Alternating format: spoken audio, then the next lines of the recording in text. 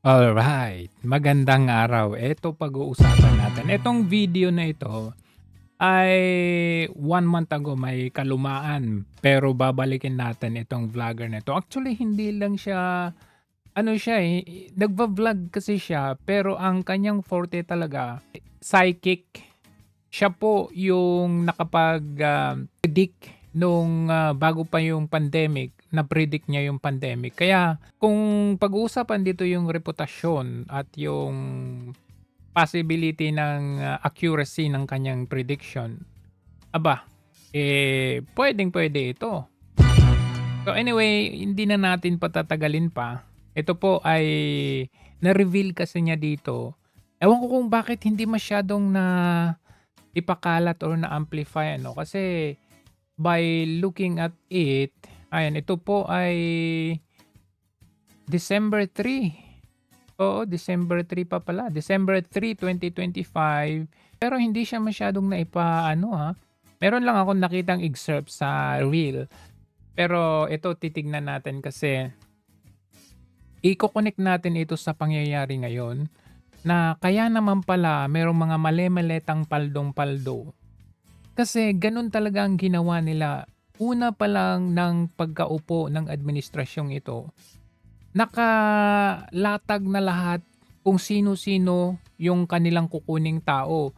Mga vloggers, mga private institutions, kahit yung mga vloggers, yung kinuha nila yung sa flip top, kukuha sila sa yung mga iba-ibang, concentration ba ng mga vloggers. Kinuha nila lahat kahit yung mga nag nag-e-endorse lang ng product naging tagapagtanggol na. Maalala nyo pati nga si Makagago nung una, 'di ba? Ngayon lang niya sinasabi na hindi siya political pero maalala ninyo nung unang yugto, sila-sila 'yan. Actually, eto, ako uulitin ko ulit. Ako, ni-recruit din nila. Ah, Hindi lang ako sumama sa kanila, pero niyayaya din nila ako na mag-vlog doon or hindi naman rekta na sinabi na mag-vlog doon, pero ang dating kasi isasama ako. Pero of course, I cannot do, I mean, you could imagine yung tao pa na nagsabi sa akin, yung tao pa na akala ko pinaka-loyal kay Duterte, yung pala ayun nandun na sila sa kabila. So dun mo makikita talaga na dahil paldo-paldo pala. So without further ado, ayan, eto na po. Either paldo-paldo sa pera or may mga kaso sila. May mga kaso sila na ayaw nilang magalaw kaya doon sila. Gano'n ang ginawa nila. Kaya titignan nila yung mga may kaso, may pending case, o yung ano lang ba, yung kahit na hindi pa nag-proceed sa hearing, titignan nila yan at gagawin nilang pang-blackmail yan. So yan, without further ado, walang iba kundi si tan tan tan tan tadadan.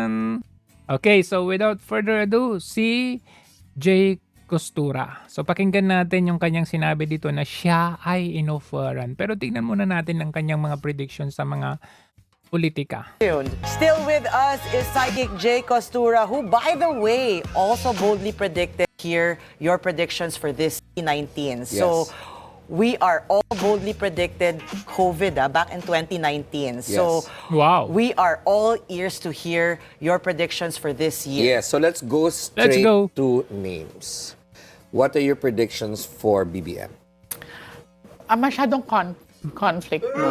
Kasi talagang may Masyadong conflict. ilalaban niya kung anong dapat niyang ilaban, no? So, Oh, syempre, ano ba ilalaban niya? Yung paldo-paldong maleta. Oh, yung mga dapat nilang nakawin. Talagang ilalaban nila yan.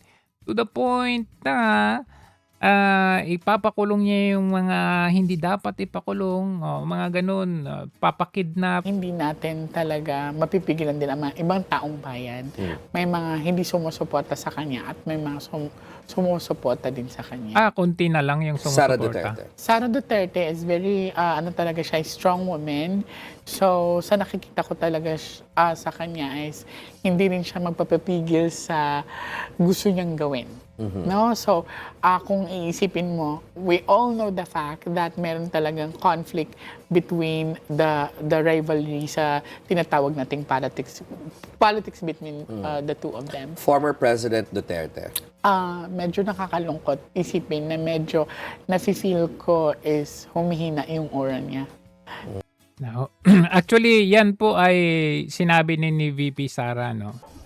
Hindi na namin tinitingnan yung chances of coming home eh. In fact, hindi na namin pinag-uusapan na yun, sir. Kung makikita nyo doon sa statement niya sa court, ay sinasabi niya sa court na natanggap ko na posibleng dito ako mamatay sa kulungan ng ICC. Nandun yun. Nakalagay sa statement niya sa court na nagsasabi na hindi siya a-attend sa mga hearings ng confirmation of charges. VP na-refer na kahapon sa Committee on Justice sa apat na impeachment. So, taliwas sa kanyang, kasi sabi niya hindi na namin tinitignan ang chance. Pero may chance. Dito kay Jay Costura, may chance. Pero I can sense it na ang taas ng chances makakauwi siya. Wow. Tinitignan niya may chance. Kay VP, siguro hindi mo rin masisi kasi si VP nakikita naman niya mismo yung kalusugan ni Tatay Digong. Pero nakita din ni Jay Costura dito na mababa yung kanyang aura, no? Mataas ang chances na uuwi siya sa 2026 or I'm hoping that mangyayari siya sa 2026. So, yan.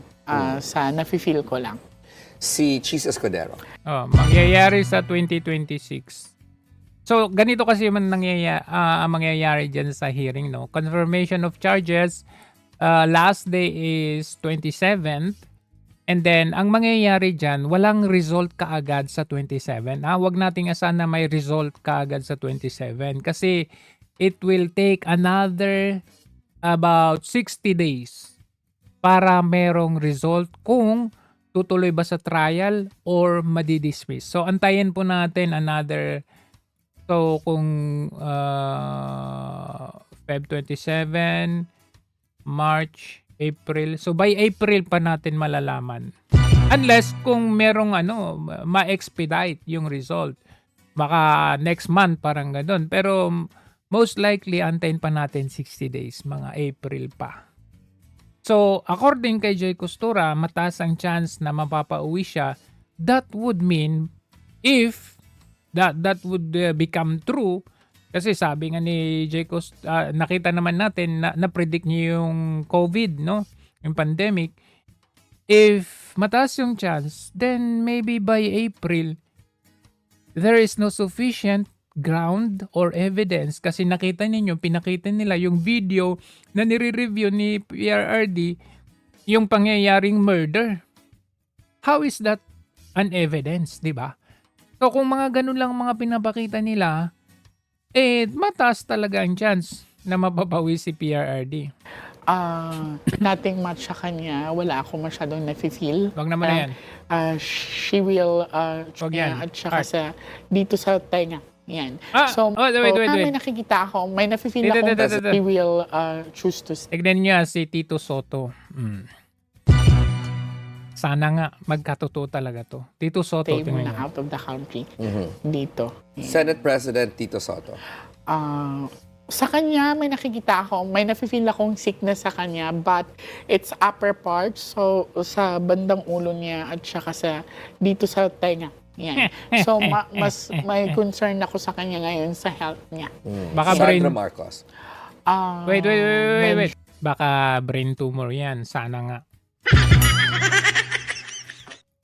I mean, normally, tayo kasi, hindi tayo nagwi-wish ng bad sa ating kapwa-tao. Pero, wala demonyo kasi yung mga to Paano ba naman, di ba? Paano tayo hindi magwi-wish kung, biruin ninyo, wala man lang silang awa sa mama. Wala man lang silang awa sa ating ekonomiya.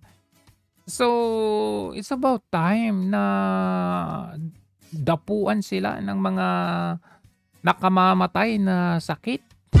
medyo komplikado ang nakikita ko sa O, kanya. Sandro Marcos.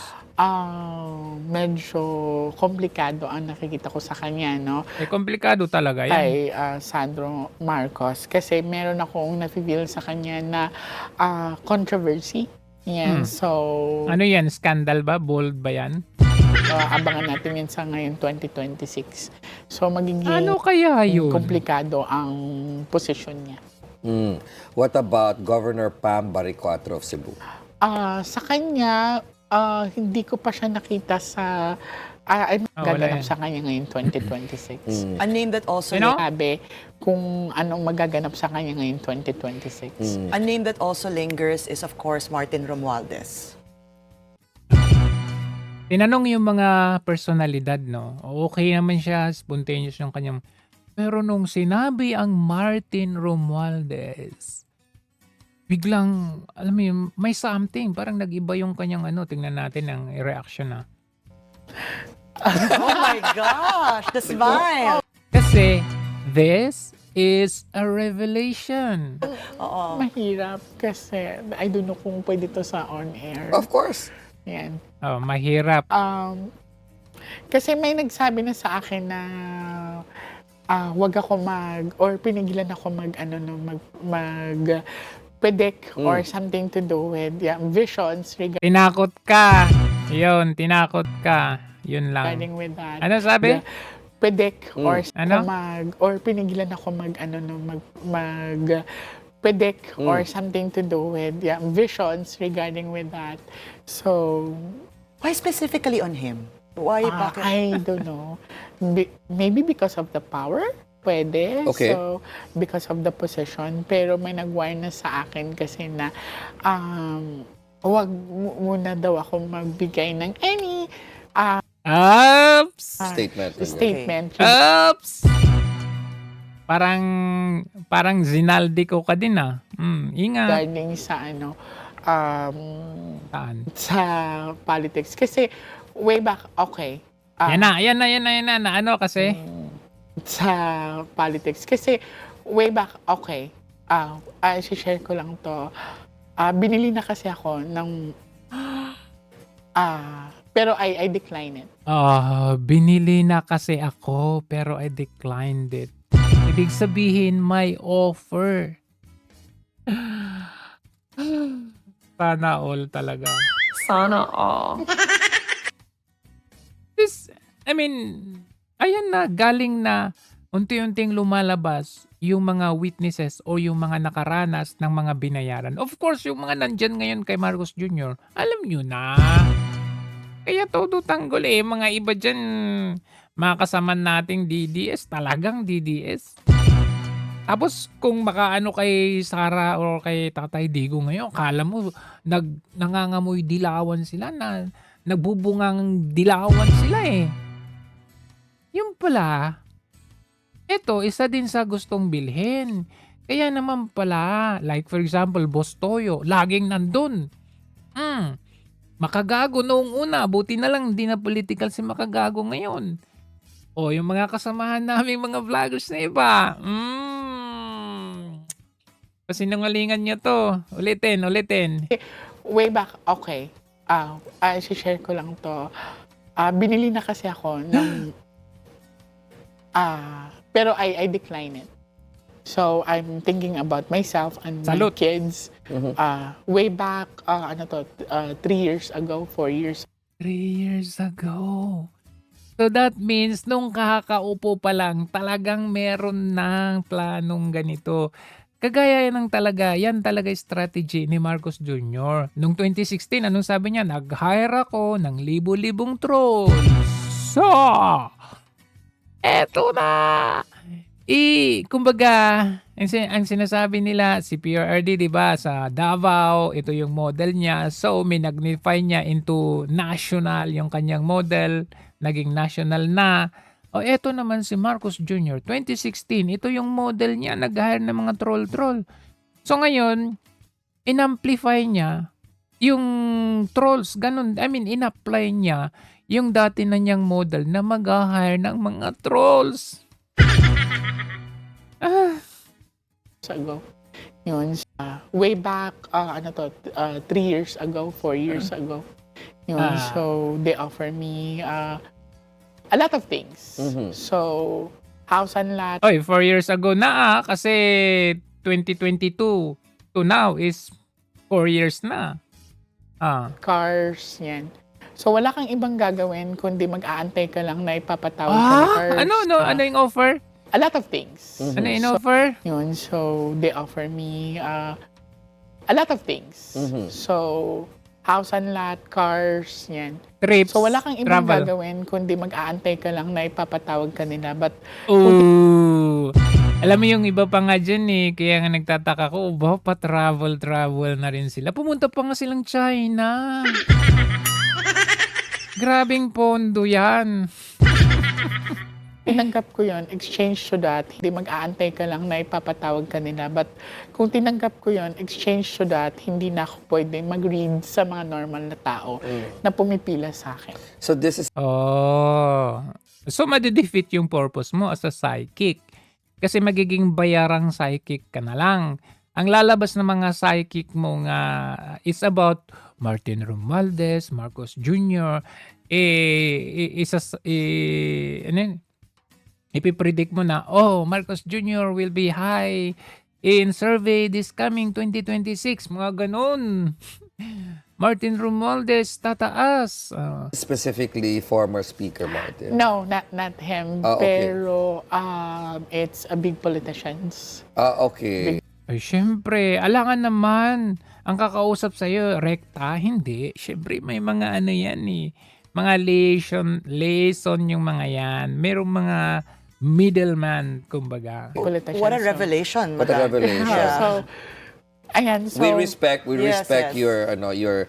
your position on that. What about former Vice President and now Mayor Leni Robredo? kay Madam Lenny naman, sa nakikita ko is napaka-firm din talaga niya, magaan yung aura niya. So, nafe-feel ko sa kanya a mother figure, no? So,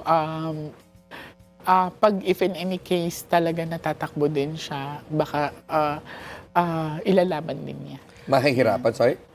Ilalaban din niya. Ilalaban. Do you think niya. would you predict that she might be able to hold the number one position?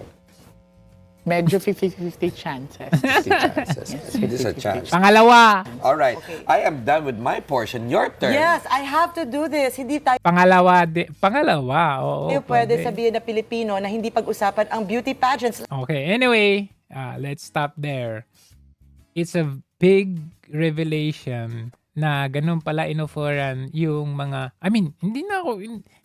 actually, duda ko talaga eh. Hindi na ako nagtaka, duda ko lang talaga na itong mga vloggers na nagko-cover, na akala mo naman, best president, mga ganun.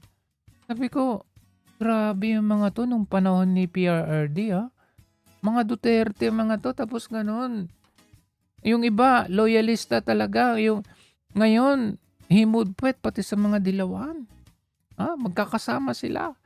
So, hindi malayong mangyari talaga ito dahil sa offer na paldo-paldo. Ang tanong ngayon dahil na-issue na sa budget meron pa ba kayong allowance ngayon? Tanong lang. Tuloy pa rin ba ang inyong mga allowance? Kasi mukhang kinukulang na kayo ngayon. Well, wala na kayong choice na bumalik. Bakit? Pag bumalik kayo, yung mga established na viewers nyo dyan na mga tanga at bobo din, i-unfollow kayo. Pagbalik nyo naman dito, ayaw namin sa inyo kasi ganyan kayo eh. Butterfly kayo. Kaya mawawalan talaga kayo ng followings. Ganun ang mangyayari dyan. Kaya no choice, tuloy lang kayo sa kunwari. Akala nyo die hard kayo hanggang ngayon, pero you just have no choice. Pero ang tanong, may allowance pa ba kayo hanggang ngayon?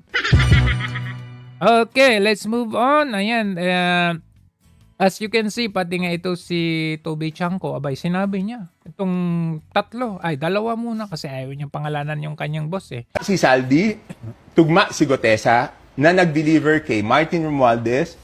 Tugma si Saldi, tugma si Gutesa na nag-deliver kay Martin Romualdez So, tugma si Zaldi at saka si Gutesa, tugma yung Marines, 18 Marines. sa McKinley at sa Nara. Tugma yun to that point. Tama? Agree Tama. tayo? Tama. Okay. Ang sinabi ni Gutesa, nag-deliver sa Malacanang sa Aguado Street. Oh. So hanggang sa Aguado, tugma tayo. Ang nais ko talagang malaman, paano ba tayo umabot sa ganito? Leche ka. Tanungin mo pa yan, alam mo naman, ikaw yung mastermind. So, anyway, doon sa mga revelations na or sa affidavit ng mga marino natin, 18 Marines, kasama doon yung ICC. That's the reason why. Dito, pag tignan ninyo yung interview kay Trillanes, kinonfirm niya nga na totoo na pumunta yung mga ICC prosecute. Ito gusto ko lang ihiwalay. Hindi siya ICC in general. Yung mga ICC investigator, which means yung prosecutors. Kasi sila yung magpo-prosecute eh. So, sila yung mga nakausap ni Trillanes, nila Martin Romualdez, Zaldico, na para maibigay sa kanila yung pondo at yung ebidensya kuno para dalhin nila sa ICC at yung ICC parang ICC korte na tatanggap din lang ng reklamo, 'di ba? Irereklamo ng prosecutor. So, but anyway, still we don't know kung may natanggap din talaga ang ICC court.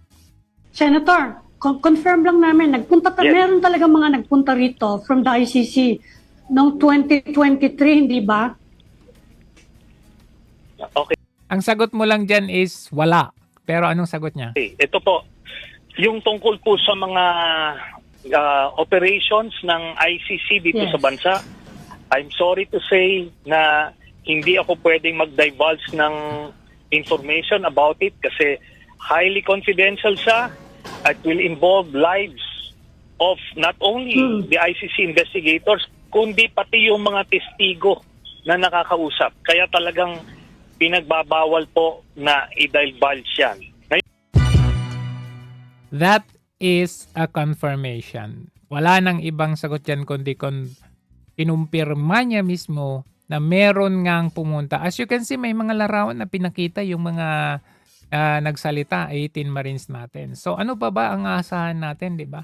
Kasi kung titignan ninyo, isa sa kanilang pinuportray dito yung issue kay Kian de los Santos. Pero nakita ninyo, ano ba talaga ang karakter ni Kian de los Santos? Runner siya eh. So, most likely kung pinatay si Kian, ang pumatay dyan, yung kanyang boss. Kasi baka kakanta yan. O eto, tingnan natin, mismong kasama niya ang naglaglag sa kanya. Isang drug suspect ang ipresenta ng Caloocan City Police na nagsasabing drug runner si Kian. Nakonta ko na po sa cellphone yung neneng. Si Kian na po mag-abang sa kanto. Salubong na po. Daan na po. Salubong? Kaliwaan na po. Diretso na. Kaliwaan. Sa area, kilala siya ron eh. Ang tawag na noon ng mga tao ron is addict, pusher. Ngayong napatay na siya, mabait na siya. That's the reality. And then, they have the nerve na gawing ebidensya itong si Kian de los Santos. In fact, isa sa kanilang mga witness or biktima kuno ay yung nanay, ay yung si Aling Alicia na anak daw niya ang napatay. Pero napatay yun noong panahon ni Marcos Jr.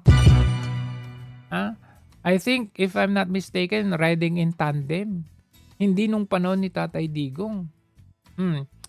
As you can see, even common tao, normal tao, sila din mismo talaga nagsasabi na ibang-iba nung panahon ni PRRD. Na si PRRD, inalay niya ang kanyang buhay, ang kanyang seguridad, ang kanyang magiging na ipapakulong siya later on. Alam na niya na ganoon mangyayari. Pero nakita ninyo, yung kanyang iniwang legasya na ganyan, parang itong sinasabi nito. Survey lang, sino iboboto yung presidente 2028? Sara Duterte. Bakit, sir? Balik yung dati, yung walang kriminal.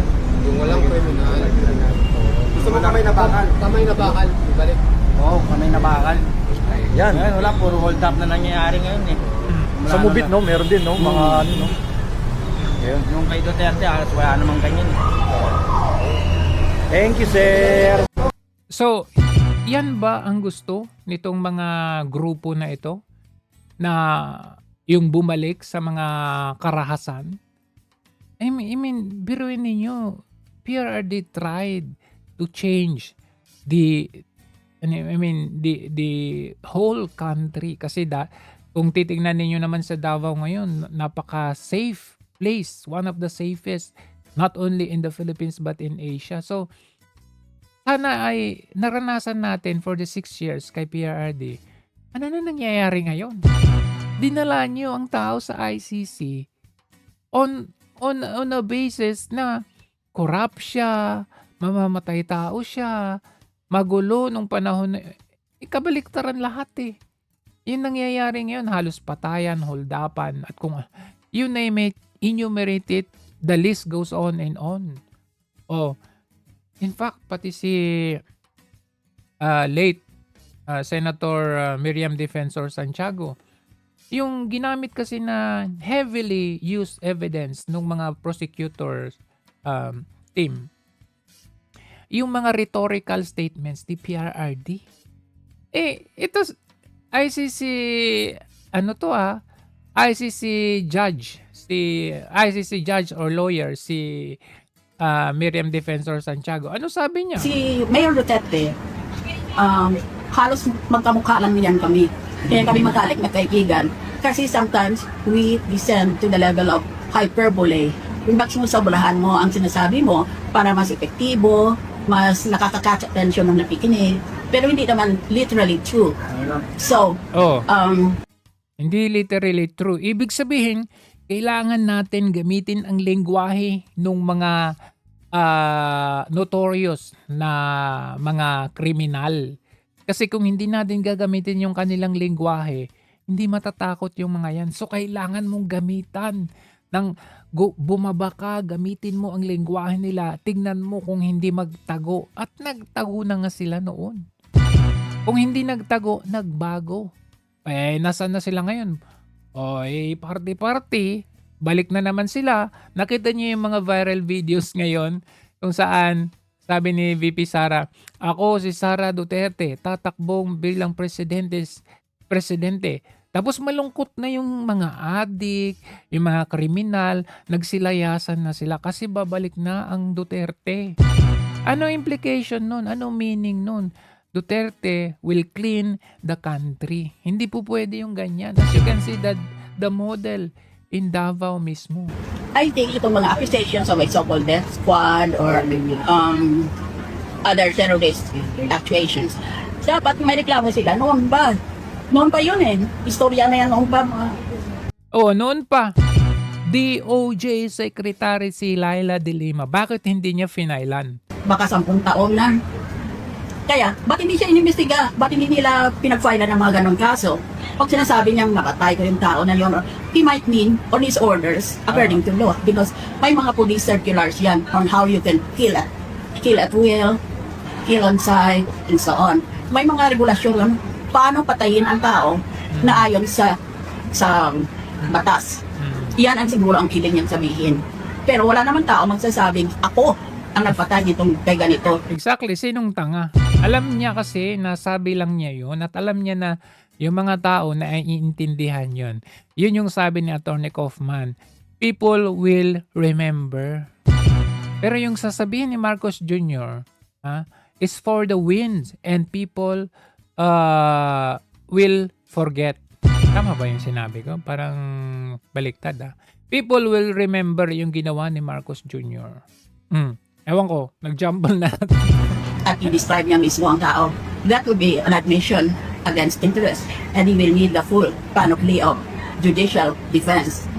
So, I think it can be disregarded unless there is weighty evidence as hyperbole. One of those things that politicians sometimes say, sometimes in an exaggerated way, to catch the attention of the public. So you personally don't... Kahit nga sa bahay natin, yung mga parents natin, minsan, di ba? O kung ganun, papaluin kita, pero hindi ka naman nila talaga papaluin. Parang ano lang nila yun exaggerated, para medyo magimbal ka. Yun lang. Ano ba naman? Yun yung evidence ninyo. Ma'am, behind all these extrajudicial killings. Unless there is evidence, I was a former judge. And I'm always careful to make a distinction between hyperbole, exaggerated way of talking, and a serious piece of evidence that's not necessarily just testimonial by testimony or may even consist of hard evidence. So we all have to obey the rules of court, particularly the rules on evidence. Si Mayor Duterte, halos magkamukha lang niyan kami. Kaya kami magkalik na kaibigan. Kasi sometimes we descend to the level of hyperbole. Mas susobolahan mo ang sinasabi mo para mas epektibo, mas nakakakatsa. Oh, Miriam Defensor na yan Anyway, eto, kung hindi Miriam Defensor yan. Eto, mismong galing or taga House of Representatives. Ito po, hindi niya po binoto si PRRD. Pero nakita ninyo kung paano niya, alam mo yun, yung reputasyon ni Tatay Digong, marami talaga ang na-touch. Marami siyang puso at kaisipan na nahagip, na-touch. Kasi, totoong tao siya. And isa ito, si bagong henerasyon, Bernadette Herrera. Anong sabi niya? Sabi ko sa mga kaibigan ko na ako I try to be, hindi naman neutral. So I have my own biases. But I have friends kasi who don't, kumbaga, support the former president.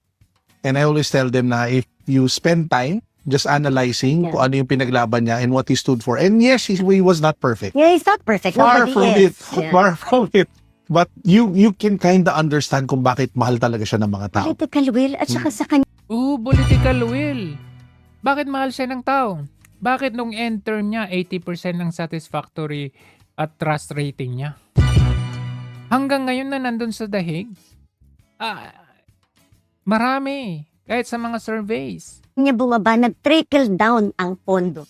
Literally. We can feel it kasi we're legislators We can feel it because nasa ground kami. Alam mo ngayon yung sabihin na corrupt si Duterte? Nag-trickle down daw yung pondo. Ngayon, grabe na. Pero hindi nyo, 6.8 trillion yung budget nila ngayon. Tapos yung utang ngayon, ilan na? 7 point something trillion. Mag-8 trillion na nga 3 years pa lang. 4 years. Paano pag magtapos yung kanyang termina? Eto pa. Alam nyo, nagsisisi talaga si VP Sara to the point na mapapaiyak. At naiyak nga siya kahapon dahil sa what if. Yung what if niya, hindi niya sinamahan si Bongbong Marcos. Siguro, I think pag hindi niya sinamahan si Bongbong Marcos, ang presidente si Leni Robredo. At most likely, kahit sinabi ni Leni Robredo na hindi niya dadalhin sa daig si PRRD, alam kong gagawin nila yon. Kasi ano na to West na ito kumbaga, dictated by the West na ito. So, gagawin niya yon. Pero alam niyo kung ano yung mas maganda doon? Kalaban Kalaban. Ito kasi, si Marcos Jr., kaibigan, tinulungan, pinalibing yung tatay sa libingan ng mga bayani. Kumbaga, na-redeem nila ang kanilang imahe. Tapos siya pa yung tatrader. So, eto, sabi ni VP Sara. Hindi kasama si BBM kasi hindi naman ikaw lang ang sinusuportahan, sabi ng mga kasama. Sabi niya, no. If you will support me, make sure you support the president. If you won't support the president with me, then don't support me. Diba? Grabe yung sakripisyo ni VP Sara. Kaya nanalo si Marcos Jr. kasi ang ginawa ni VP Sara, black voting. Kung hindi nyo ako iboboto, kung hindi nyo iboboto si BBM, wag na rin nyo akong iboto. Pero hindi nyo, kineri mo yung running for president, ikaw yung nagdala. That was her life. Wow. Baliktad usually ang president ang magdadala sa kanyang vice president. That was her life. Kaya I feel the pain she's feeling. Because we saw firsthand, that was her condition. If hindi nyo dadalhin si Bongbong, wag nyo na akong dalhin. Pero grabe yung content. Ano ulitin mo? Because she's feeling. Feel the pain. That was her life. Kaya I feel the pain she's feeling. Because that was her line. Kaya I feel the feel that she's feeling. Biruin mo, grabe talagang sakit. Ginawa sa tatay mo yun, sinamahan ka. Tapos inilagay sa Malacanang itong sinungaling na, alam mo yung nangyayaring ginawa nila ngayon. Like for example, kalalabas ng mga 18 na Marines. Dati, kapag merong lalabas na pababor sa kanila, halimbawa witness na pababor sa kanila, hindi nila ko questionan yung affidavit kung may notary na ba yan o wala. Hindi nila ko question kung saan galing. Ito, hindi nila ko questionan yung karakter ng tao. Pero yung 18 Marines, di ba? Discharge dishonorably. Mga ganun. Hindi Marine yung mga yan. Sinamahan pa ng sinungaling na... Tindihan niyang si Yusek Castro, ayoko nang tawagin BFF, napakasinungaling no? Na iniiba niya yung kasaysayan. Ang kasaysayan, pumunta yung magkapatid sa Davao, hiningi na kung ikay tatakbo, ikaw na lamang ang sa taas, ako na lang ang vice presidente. Ano ba sinabi ni Mayor Sara? Hindi, ikaw na. Nagpabaya siya, binigay niya sa kanya. Pagkatapos sasabihin, kaya nanalo dahil sa Pangulo. Kung titingnan nyo, again, datos tayo, no? Saan nakakuha ng boto si Marcos na hindi niya tradisyon na baluarte? Yeah. Hindi ba sa lugar ng mga Duterte? Kung titingnan natin yung Northern Luzon, doon ang mga Marcos. Bakit kailangan nilang bumaba sa Davao City? Siyempre, majority, all of Davao, Mindanao, Duterte talaga yan. Kaya sa Norte, hindi naman lahat Marcos Pero ninyo, Ilocos Norte nga, talo doon si Miriam Defensor Santiago. Ang nanalo pa nga sa Ilocos is Grace Poe. I'm talking about 2016 Totoo yan, tignan ninyo yung record. Ako sa kakampings, tumayo sila sa usapin ng korupsyon. Pati yung kakamping, wala na yung never again nila. Naging never against Marcos. Tapos ngayon, ayaw mong banatan? 1.5 trillion to 1.9 trillion nawawala? Ayaw mong magsalita? Siyempre, himod puwit sila, di ba? Eto, pinasigundaan pa nila Ted Filon. Wala ng Liberal Party. Usapan, napakalakas na pambato ng opposition. VP Sara. Sino ba opposition? Nakaka-confuse pala, no? Opposition sila kasi ang administrasyon Marcos sa ngayon. So parang sila yung opposition.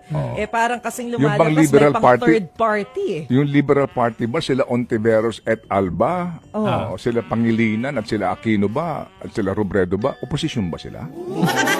Mukhang ngayon nga kung dati opposition sila. Litong-lito na sila. Parang medyo nalilihis nga yata yung kanilang mga posisyon. Nalilihis naiiba. Si Maricel Halili yung nagtatanong sasalita. Pero yun niya. Sila na mismo nagsasalita. Yung kanilang posisyon. Dali lang, excuse me. Naiiba. Dali lang. Tandaan mo, daang matuwid yan bumabalot na ba yung daan? Tinatanong ko tong ating political analyst na si Maricel Halili okay kasi diba? Bumalaktot na hindi balata. Nakakatawa naman kasi yung nangyayari sa politics. Ay nako, bumalaktot na, himod puwet na.